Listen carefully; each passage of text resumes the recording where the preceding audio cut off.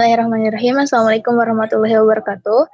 Kami dari kelompok 6 yang terdiri dari saya sendiri, Rismawanti, lalu rekan saya Risa Jayani Putri dan Rizka Padilasari akan mempresentasikan hasil kerja kami mengenai energi.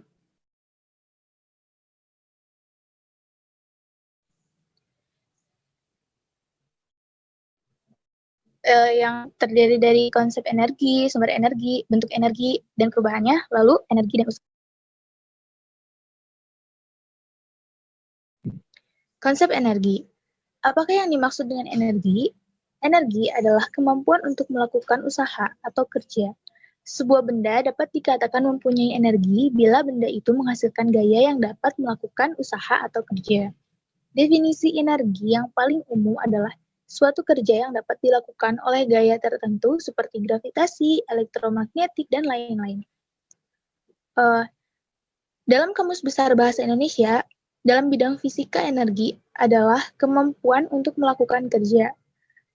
Misalnya untuk energi listrik dan mekanika. Energi adalah daya atau kekuatan yang dapat digunakan untuk melakukan berbagai proses kegiatan. Misalnya dapat merupakan bagian suatu bahan atau tidak terikat pada bahan, seperti sinar matahari contohnya. Energi juga dapat diartikan sebagai tenaga. 2. Sumber energi. Sumber energi terbagi menjadi dua, yaitu sumber energi terbarukan dan sumber energi tidak terbarukan. Sumber energi terbarukan merupakan sumber energi yang dapat digunakan kembali dan merupakan sumber energi ramah lingkungan karena tidak mencemari lingkungan dan tidak berkontribusi terhadap perubahan iklim dan pemanasan global.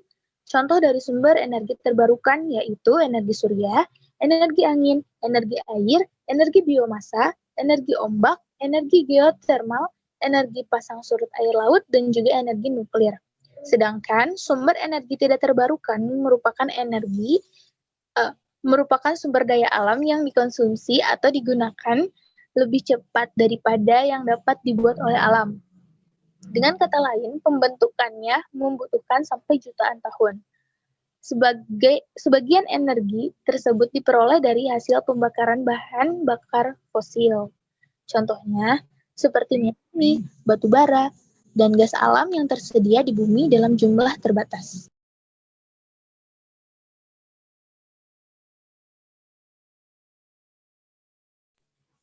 Tiga, bentuk energi dan perubahannya.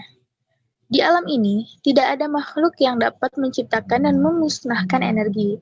Atau dengan kata-kata yang populer, energi tidak dapat diciptakan dan tidak dapat dimusnahkan. Yang terjadi di alam hanya perubahan energi dari suatu bentuk ke bentuk lainnya. Pada dasarnya, ada dua macam bentuk energi, yaitu energi potensial dan energi kinetik.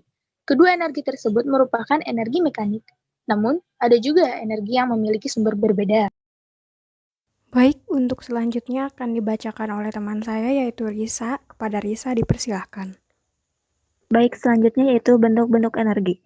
Bentuk-bentuk energi diantaranya yaitu 1. Energi kinetik, 2. Energi nuklir, 3. Energi potensial, 4. Energi mekanik, 5. Energi panas atau kalor, 6. Energi cahaya, 7. Energi kimia, dan 8. Energi listrik. 1. Energi kinetik. Energi kinetik adalah energi yang dimiliki oleh suatu benda yang bergerak atau berpindah. Setiap benda yang memiliki kecepatan, maka benda tersebut memiliki energi kinetik. Salah satu contoh nyata adalah angin yang bertiup dapat menggerakkan kincir angin.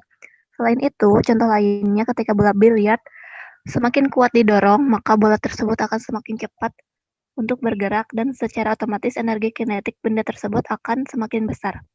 Secara matematis, maka energi kinetik dapat diperoleh dengan menggunakan persamaan sebagai berikut, yaitu Eka sama dengan mp kuadrat, di mana Eka yaitu energi kinetik, m adalah massa, v adalah kecepatan benda. Selanjutnya teh. 2. Energi potensial. Energi potensial gravitasi adalah energi yang dikandung suatu materi berdasarkan tinggi rendahnya kedudukannya. Besarnya energi potensial bergantung pada massa dan ketinggian. Misalnya, benda yang berada pada ketinggian tertentu, maka benda tersebut memiliki energi potensial. Seperti ketika sebuah apel jatuh dari pohon. Secara tematis, energi potensial dapat ditentukan dengan persamaan berikut, yaitu EP sama dengan MGH, di mana EP yaitu energi potensial, M yaitu massa benda, G-nya gravitasi, dan H-nya ketinggian benda. Ketiga, energi mekanik. Energi mekanik adalah penjumlahan antara energi potensial dan energi kinetik. Maka rumus energi mekanik adalah gabungan antara rumus energi potensial dengan rumus energi kinetik. Rumus energi mekanik yaitu EM sama dengan EP tambah EK, di mana EM-nya yaitu energi mekanik dengan satuan Joule, EP-nya energi potensial, dan EK-nya energi kinetik. Yang keempat yaitu energi panas atau kalor. Energi panas atau kalor adalah energi kinetik rata-rata gerakan partikel penyusun materi. Banyaknya kalor yang diterima oleh benda yang dipanaskan sebanding dengan massa benda itu, dan sebanding dengan kenaikan suhunya. Banyak kalor yang diberikan oleh sesuatu benda yang didinginkan sebanding dengan massa benda dan sebanding dengan turunnya suhu benda. Dengan demikian, jika Q menyatakan kalor yang diperlukan oleh M gram, benda tersebut suhunya naik menjadi delta T. Rumusnya yaitu Q sama dengan M dikali C dikali delta T, di mana Q yaitu banyaknya kalor yang diterima atau dilepas, M yaitu massa benda, dan C yaitu kalor jenis zat, dan delta T perubahan suhu. Baik, selanjutnya akan disampaikan oleh rekan saya, Saudari Rizka Padilasari. Persilakan. Ya, untuk selanjutnya, energi cahaya. Energi cahaya adalah energi yang dimiliki oleh gerakan foton dalam bentuk gelombang elektromagnetik.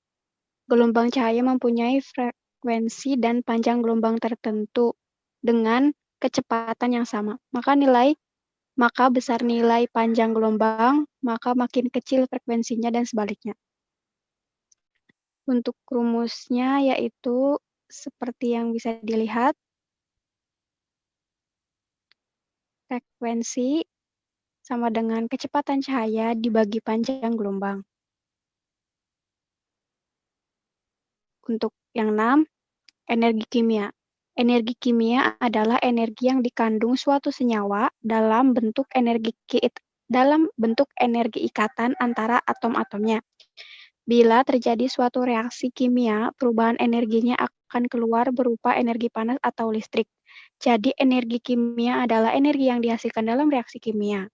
Besarnya energi bergantung pada jenis dan jumlah reaksi serta suhu dan tekanan. Energi kimia terhadap bahan makanan yang biasa dikonsumsi manusia seperti nasi, ikan, telur, dan susu. Selain itu, energi kimia juga terdapat dalam bahan bakar seperti kayu arang, batu bara, minyak, dan gas alam. 7. Energi nuklir. Energi nuklir adalah energi yang terkandung dalam inti atom. Energi nuklir akan keluar bila suatu inti berubah menjadi inti lain. Besarnya energi nuklir bergantung pada jenis dan jumlah inti. Baik, selanjutnya yaitu energi listrik. Energi listrik adalah energi yang diakibatkan oleh gerakan partikel bermuatan dalam suatu media atau konduktor, karena adanya beda potensial antara kedua ujung konduktor. Besarnya energi bergantung pada beda potensial dan jumlah muatan yang mengalir. Rumus energi listrik yaitu W sama dengan Q dikali E, di mana W yaitu energi listrik dengan satuan Joule, Q yaitu muatan yang mengalir dengan satuan Coulomb, dan E beda potensial listrik yang satuannya Volt. Perubahan bentuk energi. Energi dapat berubah dari satu bentuk energi menjadi energi yang lainnya. Berikut beberapa contoh perubahan energi, di antaranya adalah 1. Perubahan energi listrik menjadi energi panas, misalnya pada kompor listrik. 2. Perubahan energi listrik menjadi energi mekanik, misalnya gergaji listrik. 3. Perubahan energi mekanik menjadi energi listrik, misalnya turbin atau generator. 4. Perubahan energi listrik menjadi energi cahaya, misalnya pada lampu. 5. Perubahan energi kimia menjadi mekanik, misalnya pada acu atau akumulator. 4. Energi dan usaha. Dalam kehidupan sehari-hari, usaha sering diartikan sebagai kegiatan untuk mencapai tujuan tertentu. Menurut fisika usaha tidak terlepas dari gaya dan perpindahan. Bila gaya bekerja pada sebuah benda sehingga benda berpindah selama gaya bekerja, maka gaya tersebut melakukan usaha. Misal, ketika kita mendorong meja, kemudian meja berpindah, berarti kita melakukan usaha. Rumusnya, usaha sama dengan gaya dikali perpindahan benda. Terima kasih. Sekian dari kami. Bila ada kesalahan, mohon maaf. Wassalamualaikum warahmatullahi wabarakatuh.